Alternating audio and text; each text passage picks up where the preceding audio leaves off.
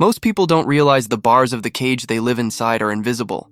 They don't come from the outside world. They're built from a collection of self-definitions, the quiet labels you repeat to yourself without even noticing. I'm the kind of person who struggles with money. I always mess up relationships. I can't handle pressure. Each of those is not just a thought. It's a lock, a vibration that keeps you inside the same narrow corridor of experience. And here's the unsettling part. The quantum field is listening to that signal. It doesn't respond to your daydreams or your wish list. Not really. It responds to the identity you're inhabiting right now. That's why so many people feel like they're doing everything right. Affirmations, vision boards, late-night journaling, and yet life barely shifts. Because their actions are fighting against the frequency their identity is broadcasting every moment. They're trying to decorate the cage instead of stepping outside it. Think about this. When you're caught in an old self-image, even opportunities that could free you slip through your fingers. You don't just miss them, you filter them out. The brain literally edits reality to match who you believe yourself to be. You see what confirms the cage and ignore what points to freedom. The paradox? The field is infinitely responsive, but only when you dare to stop repeating the same old self. The moment you loosen your grip on who you think you are, reality shifts so fast it feels almost unfair. This isn't about pretending or faking confidence. It's about understanding how identity works as the most powerful tuning fork you carry. And if identity is the cage, then breaking it is the key that makes the whole field move. And that's exactly where we're heading. Here's the simplest way I can explain it. Reality is a mirror, not a metaphorical mirror, a responsive one. It reflects back the identity you're standing in, not the words you're shouting at it. When you look into a physical mirror, you don't beg it to change. You don't say, "Please smile." You know if you want to see a different expression, you have to move your own face first. The mirror can't lead, it can only echo. That's exactly how the quantum field responds to you. It doesn't bend because of your longing or your desperation. It bends when your identity, the posture of who you are, changes its shape. Let's go deeper. Think about how you've been trained since childhood. You've collected experiences, feedback, stories about yourself. Every success or failure, every label a parent or teacher or partner gave you became a piece of the mask you now wear. Eventually, you forgot it was a mask at all. You believed, this is just me. But in quantum terms, there is no fixed me. There's only the self you repeatedly embody, and the field mirrors it back. That's why one person can walk into a room and every head turns, while another goes unnoticed. Same environment, but different signals of self being broadcast. The observer effect in physics tells us that observation changes outcomes, but it's not just the act of watching, it's the stance of the watcher. If you're observing life as the version of you who never gets the call back, never catches the break, never feels chosen, that observation collapses reality into that outcome again. The mirror keeps returning the same image. This is why identity feels like a cage. Not because the world is against you, but because you unconsciously keep showing the mirror the same face. And here's the wildest part. You don't have to force the mirror. You don't need to push, plead, or control what shows up. You only need to recognize that what you see is an echo of who you're being. And once you shift the being, even slightly, the reflection has no choice but to follow. But here's the problem most people run into. They think if they just act confident or paste a new thought on top of an old wound, the mirror will shift. It doesn't. And that misunderstanding is what keeps them stuck in endless cycles of trying. Which brings us to the first myth we have to break wide open. The biggest myth in manifestation is this. If you just think harder, visualize longer, or repeat enough affirmations, the world will bend to your will. It sounds empowering, but in practice, it leaves people exhausted. Because no matter how much effort they put in, the mirror doesn't respond to a mental script. It responds to the identity underneath. Let me show you what I mean with something painfully ordinary. Imagine this. You've sent a message to someone you really like. Maybe it's a text after a date, or reaching out to reconnect. Hours go by. Silence. The screen feels like it's mocking you. Now, if you're carrying the identity of, I'm always overlooked, or people never really want me, what happens? Your body tightens, your chest closes, your mind races with scenarios. You might send another text, too soon, too anxious. Or you might shut down, tell yourself, see, this always happens. From the outside, it looks like nothing is happening. But inside the mirror, something very real is happening. The field is reflecting that old identity right back to you. Opportunities for connection don't just vanish. You unconsciously push them away or twist them into proof of the cage you already live in. And here's the irony. Someone else could be in the exact same situation. Text unread, silence stretching, and their mirror reflects differently. If their identity is, I am magnetic, I am chosen, they don't spiral. They might even laugh, put their phone down, and go on with their day. And often, that's when the reply pops up. Why? Because the mirror isn't responding to the delay. It's responding to the self being embodied in the delay. One identity signals lack, the other signals security. Same moment, two completely different realities. This is why trying to trick the mirror doesn't work. You can't fake an identity from the neck up. The body knows, the nervous system knows, and the field listens to that deeper frequency. So the myth we're breaking is this. Manifestation is not about convincing the mirror. It's about becoming the kind of person who naturally belongs in the reflection you desire. Not pretending, not acting, shifting the very posture of who you are. But that raises the next, harder question. If the mirror reflects who we're being, then how do we change who we're being? Especially when old identities feel so deeply wired. That's where the nervous system comes in. Here's the secret most people overlook. The nervous system is the true gatekeeper of manifestation.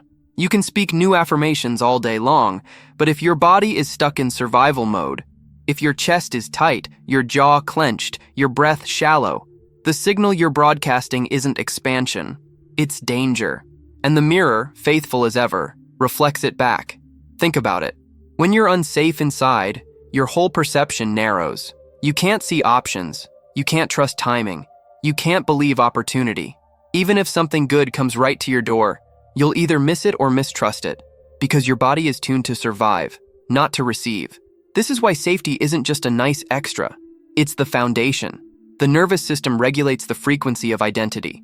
If you want the mirror to reflect something new, you have to send a signal of coherence. A body and mind aligned, broadcasting harmony instead of conflict. Let's do a quick practice together right now. Nothing complicated, just a reset. Wherever you are, pause. Let your shoulders drop an inch. Unclench your jaw. Now, inhale slowly through your nose, as if you're filling your chest with warmth. Hold for a moment. Then exhale out the mouth like you're sighing away a weight you've been carrying too long. Again, inhale. Imagine the breath landing not just in your lungs, but in your heart. Hold. Exhale slowly, like your whole body is releasing its grip on old fear. One more. Inhale, but this time, picture the mirror of reality softening in front of you. Exhale, letting your body say, I'm safe now. I can let life meet me differently. Notice what shifts.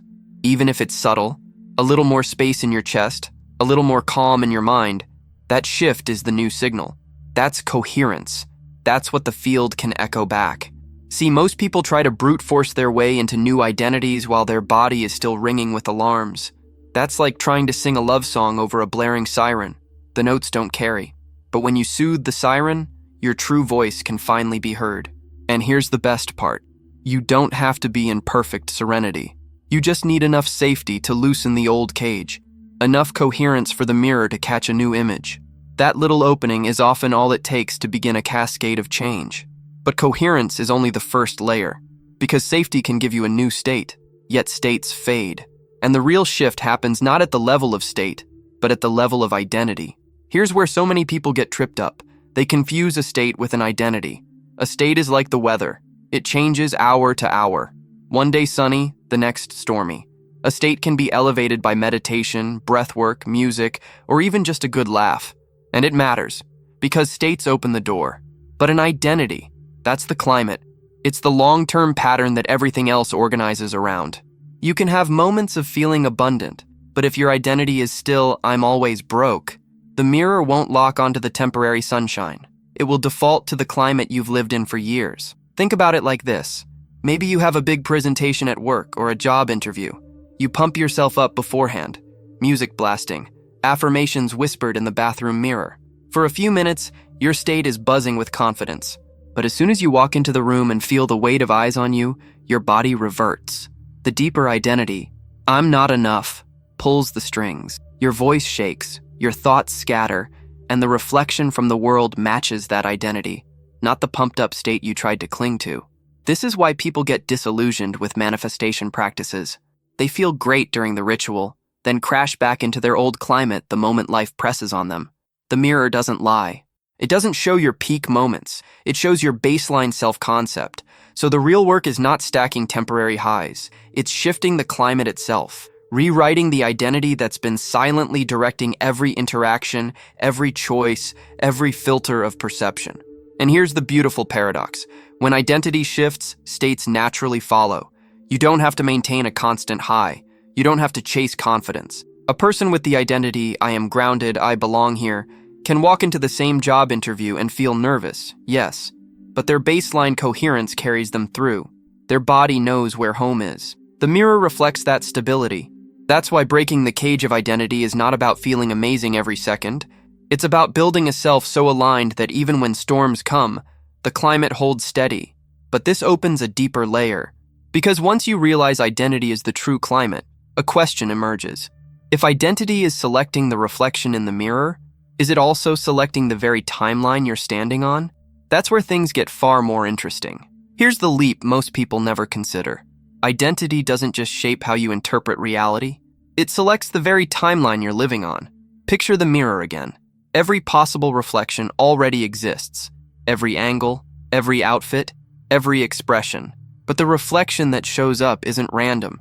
It's chosen by the self you bring to the mirror. In the same way, the quantum field contains infinite versions of you, infinite outcomes, infinite opportunities. But your identity is the selector. It tunes you to one version of reality while filtering out the rest. Think about it in everyday terms. Imagine you're under money pressure. A bill is due. The deadline is close. Your identity in that moment might be, I'm the kind of person who never gets ahead. And so your nervous system locks into stress, your vision narrows, and you can't see options. The mirror reflects only scarcity. But let's say your identity shifts, not to pretending you're wealthy, but to embodying, I am resourceful. I always find a way. Suddenly, your perception widens. You notice possibilities you overlooked. A side opportunity, a person to call, a creative solution. Same outer circumstance, but you've stepped into a different timeline. The bill gets paid, not because the universe dropped cash out of nowhere, but because you tuned into the version of you that handles pressure with clarity instead of collapse.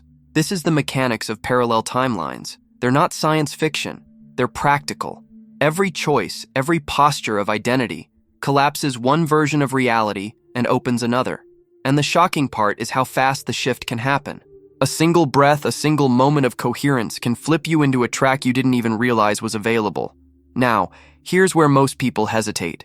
They think, but my past proves who I am. My history says I'm the one who struggles, the one who's overlooked, the one who never quite makes it. And in believing that, they lock themselves onto the same track again and again. The mirror keeps confirming the past because the identity hasn't changed. But when you drop the weight of that history, even briefly, the field responds. It doesn't care how many times you failed before. It only reflects the you who's present right now. That's the freedom hidden inside the cage. The door has always been unlocked. The question becomes, how do you rehearse a new identity so fully that the mirror can't help but shift? How do you train yourself to step onto new tracks without slipping back into the old ones? That's where the toolkit comes in. Shifting identity isn't about one big leap. It's about rehearsing, teaching your body, your emotions, and your mind to recognize a new self as familiar. The mirror doesn't reflect wishes. It reflects what feels normal to you. So the art is making the desired identity your new normal. Here are a few tools to start weaving that shift. 1. Bridge statements. If your identity has been, I'm always overlooked, you can't just jump to, I am magnetic. The body won't believe it. Instead, use bridge statements. I'm learning to see myself differently. Or, I'm beginning to notice how people respond to me. These small shifts build a bridge the nervous system can actually walk across. 2. Somatic anchors. Identity lives in the body. So choose one physical anchor for your new self. Maybe it's standing taller, breathing deeper, letting your shoulders roll back before you walk into a room. That tiny shift sends a broadcast. This is who I am now. You repeat it often enough and the mirror begins to match. 3. Embodiment drills. Take a few minutes each day to act from the new self, not as a performance but as practice. If your chosen identity is, I am resourceful, spend 5 minutes moving through your space as if every object is useful to you. If it's, I am magnetic, rehearse walking across the room like people naturally turn toward you. The body learns through repetition. 4. Emotional rehearsal. Close your eyes and imagine the new identity, not as a scene but as a feeling. What does it feel like in your chest, your gut, your skin? Practice holding that sensation until it becomes familiar. That emotional imprint is what the field locks onto. Put these together and you have a mini protocol. Bridge the thought, anchor it somatically, embody it in micro-actions, and rehearse the feeling. Day by day, this shifts what your nervous system calls home. And once home changes, the mirror has no choice but to reflect it. Here's a question I want you to sit with. And if you feel brave, share it in the comments below. Have you noticed that the moment you stopped gripping, what you wanted finally showed up? Tell me your story. Your reflection might unlock someone else's leap. Because here's the truth. This rehearsal isn't about forcing yourself into someone you're not. It's about peeling back the old layers until the self you've been hiding can finally breathe. But even as you rehearse, there are traps that can pull you back into the cage. Urgency, split signals, and the need to over-control. And unless you learn to transmute them, they'll keep you circling the same mirror image. By now, you can feel how identity shapes the reflection.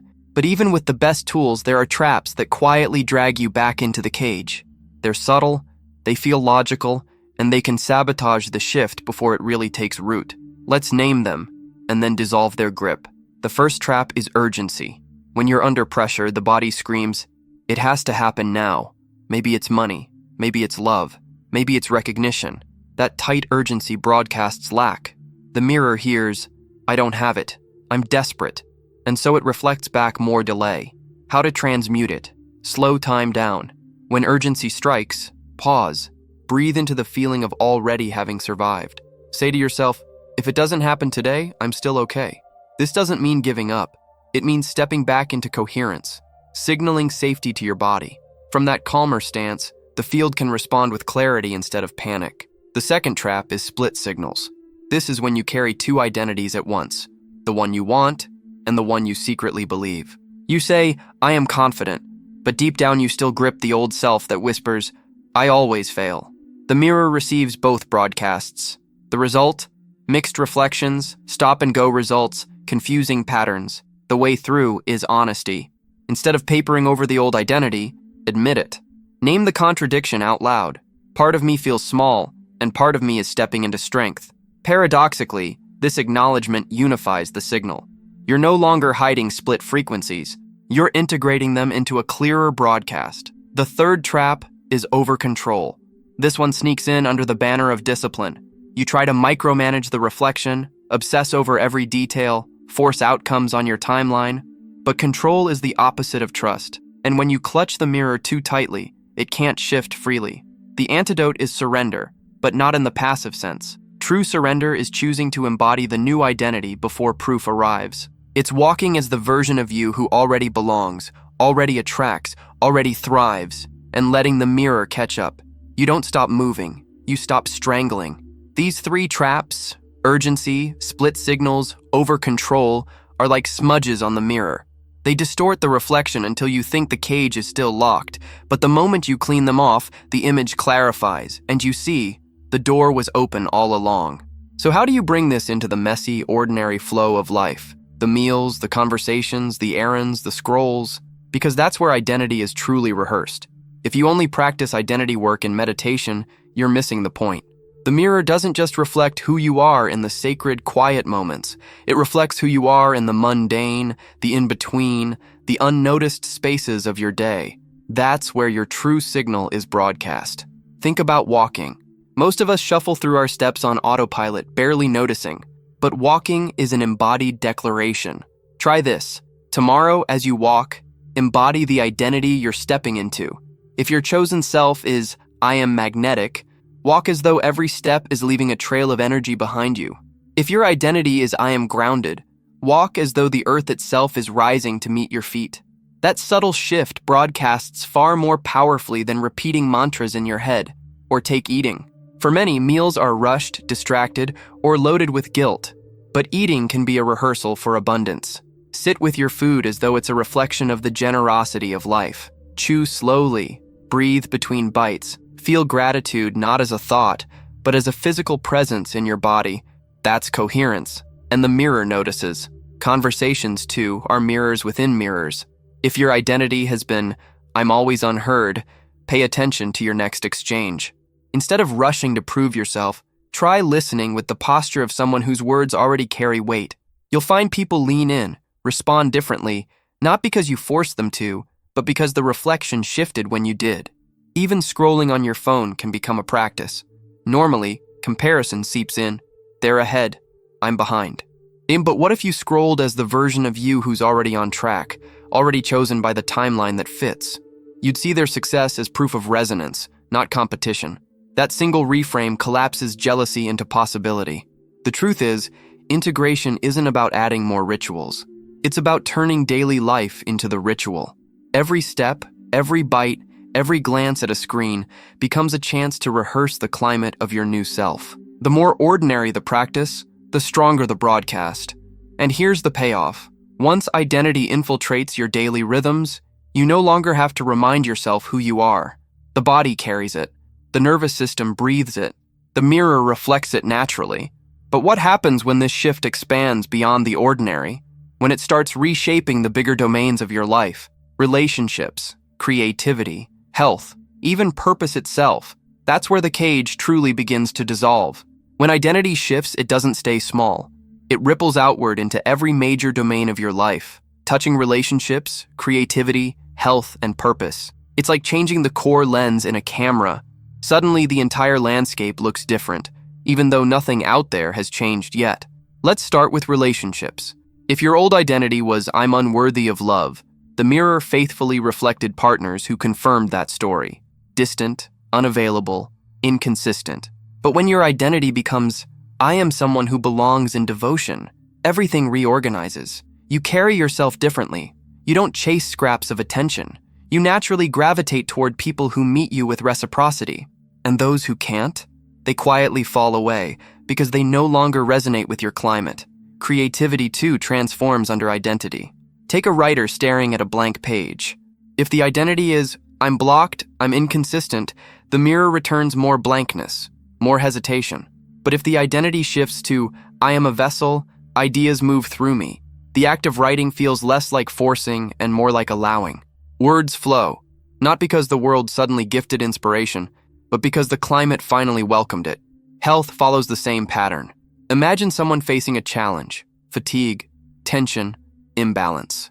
If their identity is, my body betrays me, every ache feels like confirmation.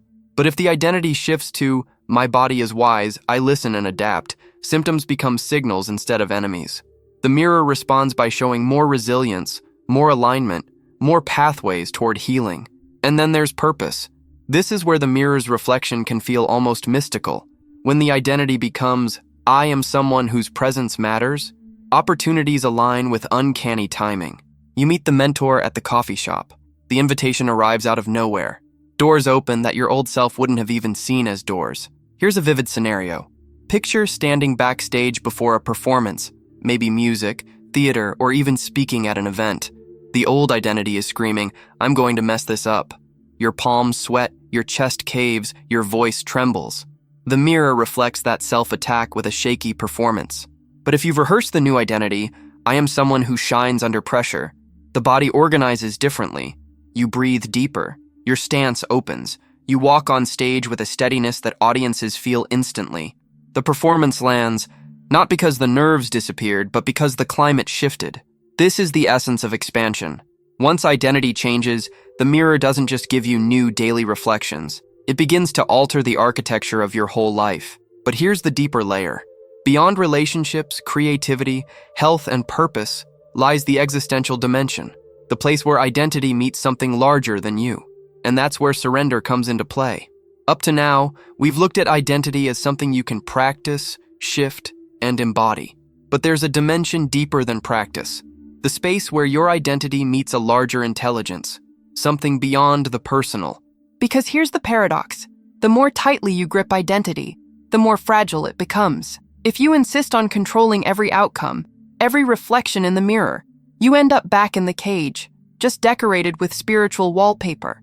True power comes not from control, but from surrender. But surrender doesn't mean collapsing into passivity. It's not sitting back and waiting for life to rescue you. Real surrender is stepping into the mirror as the new self, then trusting the field to arrange what you can't see. It's strength, disguised as softness. Courage, disguised as release. Think about the mirror again. If you keep pressing your face against the glass, demanding it to change, all you see is distortion. But when you relax, take a step back, and allow space, suddenly the reflection sharpens. Surrender creates that space. This is where the existential dimension becomes undeniable. When you drop the need to micromanage, you start to feel a larger rhythm carrying you. You notice synchronicities. The right book falls off the shelf, the right person calls at the perfect moment, the right door opens without you kicking it down.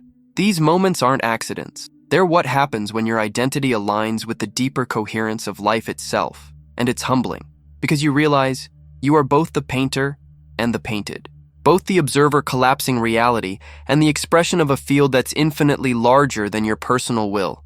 You matter, and you're also part of something vast, moving, intelligent. This paradox is what frees the cage entirely. You no longer have to hold the burden of creating reality through sheer force. You become a partner in resonance. You shift identity, you embody coherence, and then you let the field do what it does best. Mirror back in ways more generous, more creative, more surprising than you could have scripted. At this point, manifestation stops feeling like effort. It feels like collaboration. You act, you release, you trust. You step forward, you listen, you adjust, and life, in turn, bends toward you with uncanny precision. So where does that leave us? It leaves us standing before the final realization. The cage has never been locked. The reflection has always been waiting. And when you dare to break the old identity and step into the new, the quantum field responds instantly, which is exactly what we're about to land in now. If identity is the cage, then the mirror has been showing you the bars all along. Not to punish you, not to trap you, but to invite you to see that what you call reality is only a reflection of who you've been willing to be. Every doubt, every missed chance, every repeated struggle wasn't proof of your limits. It was the mirror faithfully echoing an old self-image. A self-image you didn't choose consciously, but inherited through stories, wounds, and labels that stuck. But here's the breakthrough. The reflection isn't permanent. It never was. The moment you change the self you bring to the mirror, the image changes. Sometimes slowly, sometimes so fast it feels like the world cracked open in a single breath. Think back to the moments we walked through together. The silence after sending a message. The pressure of a bill. The nerves before a performance. In each case, the outer event looked fixed, but the reflection shifted, the instant identity shifted. And that's the invitation in front of you now, to stop polishing the cage and start walking out of it. Because the quantum field isn't withholding anything from you. It's waiting for you to arrive as the version of yourself who naturally belongs in the reality you desire. And the moment you do, the field has no choice. The mirror must reflect it. So the choice isn't about effort. It isn't about trying harder. It's about daring to loosen the grip on the old self, to surrender the history you've carried like truth, and to let the mirror show you a face you haven't seen yet, but have always been capable of embodying. Picture it. You step before the mirror tomorrow morning. You stand taller. You breathe deeper. And for the first time, you recognize that the reflection looking back isn't just echoing you. It's waiting for you, ready to rearrange your entire life around the new identity you dare to inhabit. The cage is open. The reflection is yours. The question is, who will you choose to be when you walk out?